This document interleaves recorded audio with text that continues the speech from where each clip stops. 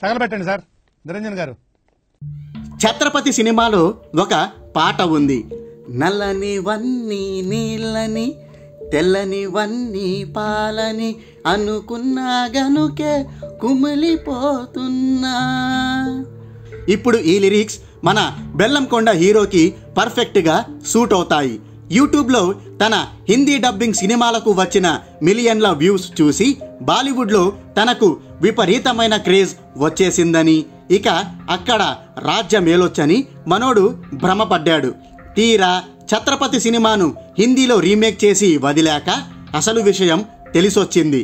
YouTube views మరియు box office కలెక్షన్లు ఒక్కటి కావని. పాపం మన బెల్లం హీరో ఏదో అనుకొని ఎంతో కష్టపడి ఛత్రపతిని హిందీలో రీమేక్ చేస్తే ఇంకేదో అయ్యింది. అనుకున్నదొక్కటి అయినదో ఒక్కటి బోల్తా కొట్టిందిలే బుల్బుల్ పిట్ట అనే పాట వేసుకోవాల్సిన దుస్థితి వచ్చింది. సాధారణంగా ఏదైనా ఒక భారీ బడ్జెట్ సినిమా వచ్చిందంటే టాక్తో సంబంధం లేకుండా దానికి మినిమం ఓపెనింగ్స్ వస్తాయి. కొంతలో కొంతైనా బజ్ క్రియేట్ చేసి ప్రేక్షకులను థియేటర్లకు ఆ సినిమా రప్పిస్తుంది. కానీ ఇక్కడ హిందీ ఛత్రపతి విషయంలో మాత్రం అందుకు పూర్తి భిన్నంగా ఫలితాలు నమోదయ్యాయి. తొలి రోజు ఈ సినిమా 0 షేర్ నమోదు చేసింది. అంటే ఈ సినిమాను ఎవ్వడూ దేఖలేదు. మన ఇంటికొచ్చిన శత్రువును మనం కనీస మర్యాదలు చేసైనా ఇంటికి పంపిస్తాం. కానీ బాలీవుడ్ వాళ్ళు మాత్రం ముఖంపై బురద జల్లి ఫేస్ మీదే డోర్ మూసేసి అత్యంత ఘోరంగా అవమానించేశారు మన బెల్లం అన్నని. కనీసం పలకరించకుండానే ఎట్నుంచి వచ్చావో అట్నుంచే వెళ్ళిపో అంటూ వెనక్కు పంపించేశారు. రిపోర్ట్స్ ప్రకారం ఈ సినిమా తొలి 3 రోజుల్లో 40 లక్షల షేర్ కలెక్షన్లను కలెక్ట్ చేసినట్టు వార్తలు వస్తున్నాయి. దీన్ని బట్టి మీరే అర్థం చేసుకోండి ఆ బాలీవుడ్ వాళ్ళు మన బెల్లం అన్న సినిమాను ఎంతలా రిజెక్ట్ చేశారో. ఈ రోజుల్లో చిన్న సినిమాలు కూడా తొలి రోజే అంతకంటే ఎక్కువ వసూళ్లనే రాబడుతున్నాయి. అసలు ఈ ఛత్రపతి సినిమాకు ఎంత ఖర్చు అయ్యిందో తెలుసా? అక్షరాల 40 కోట్ల బడ్జెట్ పెట్టారు.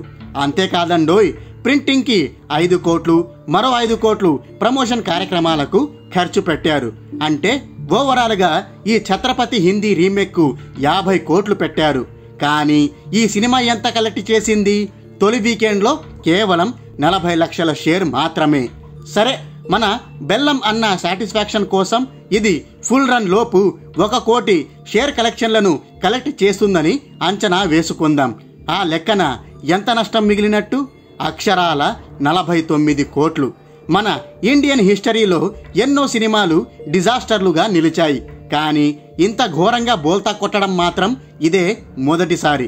దీంతో ఇది ఇండియన్ సినిమా హిస్టరీలోని బిగ్గెస్ట్ డిజాస్టర్లలో ఒకటిగా నిలిచింది. అసలు మన బెల్లం అన్న ఏ క్యాలిక్యులేషన్ మీద ఈ సినిమా చేశాడో తెలుసా? కేవలం యూట్యూబ్ వ్యూస్ ఒక్కటే కన్సిడర్ చేయలేదు. ఇంకో 2 పాయింట్లు కూడా ఉన్నాయి. నంబర్ 1, బాలీవుడ్ ప్రేక్షకులకు యాక్షన్ సినిమాలంటే ఎంతో ఇష్టం. నంబర్ 2, ఛత్రపతిని తెలుగులో రూపొందించింది మన దర్శకధీరుడు రాజమౌళి. ఈ సినిమాను రీమేక్ చేస్తే ఆయన పాపులారిటీ కలిసొస్తుందని మన బెల్లమన్న భావించాడు. కానీ మన బెల్లం హీరో వేసుకున్న ఆ అంచనాలన్నీ తలక్రిందులు అయ్యాయి. ఇది 80s కాలం నాటికి చెందిన స్టోరీ అని, అసలు ఇప్పుడెందుకు తీశారో తెలియట్లేదంటూ ఈ సినిమాకు రివ్యూలు వచ్చాయంటే వివి వినాయక్ ఈ సినిమాను ఎలా తీర్చిదిద్దాడో మీరే అర్థం చేసుకోండి. అయిపోయి